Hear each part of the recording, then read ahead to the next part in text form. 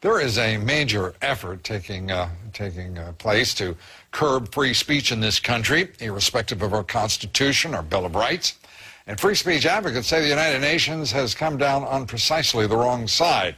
The United Nations has adopted what it calls a resolution combating defamation of religions.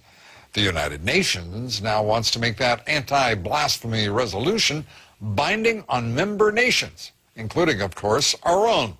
That would make it a crime in the United States if the United Nations were to have its way to criticize religion, in particular, Islam. Kitty Pilgrim has our report. The UN General Assembly is considering a binding resolution urging member states to make it a crime to criticize Islam. What they would do would be to make it illegal to put out a movie or write a book or a poem which somebody could say was defamatory of Islam. The so-called anti-blasphemy resolution would call on governments to pass their own laws to determine what can be said about religion in public. The resolution urges states to provide within their respective legal and constitutional systems adequate protection against acts of hatred, discrimination, intimidation, and coercion resulting from defamation of religion. But the U.S. says the concept of defamation of religion has another meaning. While appearing in name to promote tolerance, the implementation of this concept actually fosters intolerance and has served to justify restrictions on human rights and fundamental freedoms.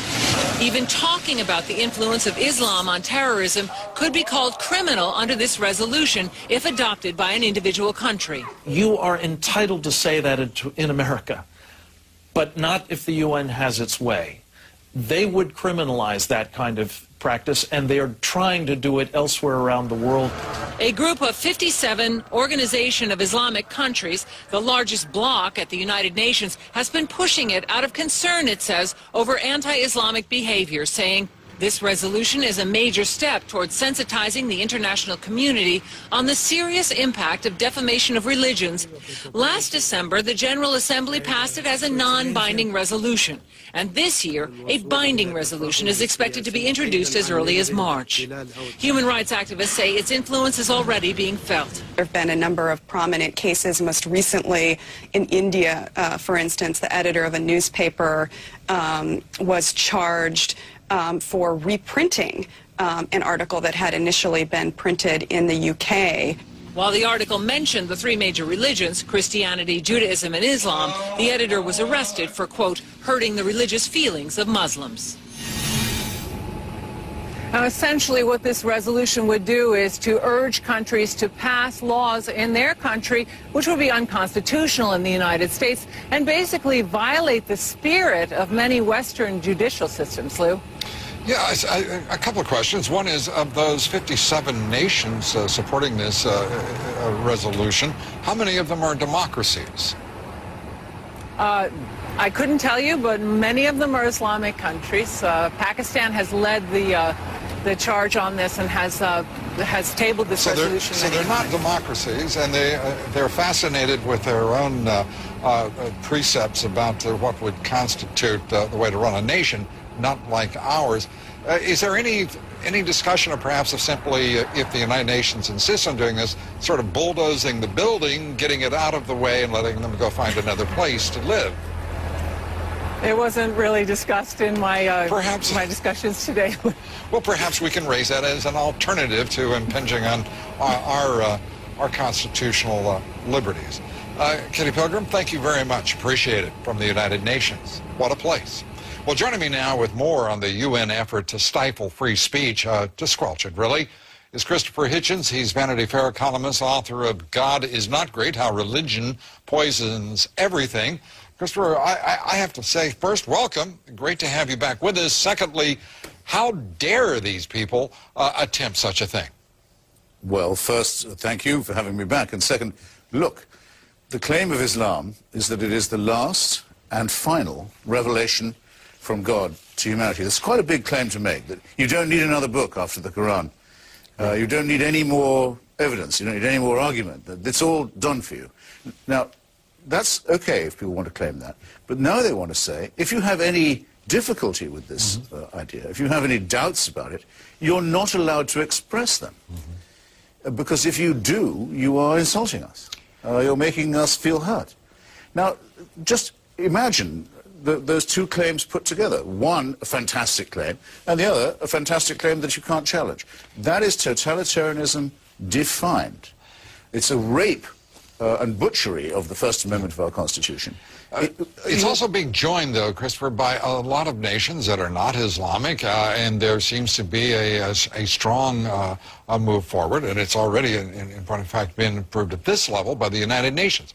I have to say that we're reaching a point in the United States where we've got a group of people who will go around clucking, saying, oh, yes, this will be just fine, irrespective of our constitutional rights, because there's some, you know, we have Americans now. There is a movement afoot in this country for hidebound orthodoxy of all sorts of extremes, politically, religiously, in which people say, you know, the heck with the Constitution, there are higher issues at order here. You're quite right about that. I mean, when Salman Rushdie was sentenced to death by a senile theocrat in Iran for writing a novel, the Archbishop of Canterbury, His Holiness the Pope, certainly the Sephardic chief rabbi of Israel, and many other religious figures joined with Khomeini, not in exactly endorsing the fatwa, the death sentence, but in saying the problem was blasphemy. That they agreed with the Ayatollah to that extent. The problem was not the destruction of free speech and free expression, but the hurt feelings of the religious.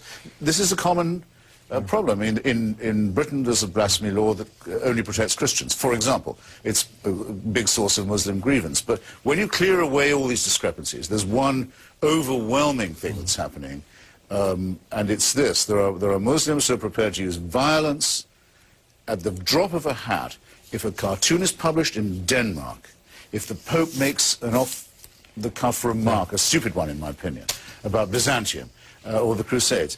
They go straight to violence, but yet you cannot criticize them for being violent, lest you be accused of blasphemy. Yeah, and it is, well, Islam, of course, Christianity, whatever it may be. The United Nations is getting a bit burdensome, it seems to me, to anyone who's interested in freedom. Whether it be through the World Trade Organization, whether it be all sorts of institutions, organizations, ranging in issue from global warming to anti-blasphemy. Yes. This is becoming a totalitarian, authoritarian organization. And political correctness is really an effort to control, more, seemingly to me at least, nothing more than an effort to control thought. Nothing to do with its remit either, which is the settlement of disputes among member states by peaceful means. Of course, nothing to do with that at all. And remember, thanks to Eleanor Roosevelt, all member states or applicants for membership of the UN were not compelled, but were strongly urged to sign the Universal Declaration of Human Rights, which, among other things, protects freedom of expression. And the countries that refused could still join, but remember that they were the then Soviet Union and Saudi Arabia. Those were the countries that said we would rather not have to think of universal human rights. Universal human rights exist, whether religion recognizes them or not. And we have to stand up for this. And we have to better start standing up for it now, I would say, against theocracy. Well, let me ask you, you know, in the course of the last several days, to my knowledge, I've been the only one in the national, I will put it this way, electronic media that has challenged Reverend Al Sharpton on the issue of the First Amendment, seeking the firing and actually the intervention of the federal government on the New York Post because of a cartoon that was lame, as I've said, insensitive, and I thought a demonstration of bad judgment, but not racist. Where in the world has the national liberal media been on that issue? It was a very crummy cartoon, I have to say. Absolutely. But I can't imagine what they were doing. It wasn't, another crime, by the way, it wasn't funny. I mean, can we just say that that's also an offense? Oh, I started out with lame. Extreme, yeah. Being unfunny is a fantastic failure in a cartoonist. And I think we should have people's heads well for every time they don't perform. The federal government has no competence in these matters. Right. And it can't be solicited for this. Now, just scroll back a bit. I've been to Friday prayers in Tehran. Right. Several times. Christopher, I'm going to have to leave you at prayers organized chanting of death to America, death to Britain, death to Israel. its head of state is allowed to come to the UN. That's fine by me, but don't let them tell me that only those who criticize them are being blasphemous. Yep. Well, I have to say that my patience is ending primarily with the United Nations that's arrogant enough to think it should leave us subservient to its collective will. Christopher Hitchens, always good to have you here. Wish we had more time. Thank you. Okay. Well, we want to know what you think. Our poll question tonight is, do you believe the United Nations restriction of freedom of speech in the United States should be tolerated? Yes or no? Cast your vote at BlueDiamonds.com. We'll have the results here later. 98% of you say the United Nations restriction of freedom of speech in the United States should not be tolerated. And I'm thinking about bulldozers, but that's an addendum.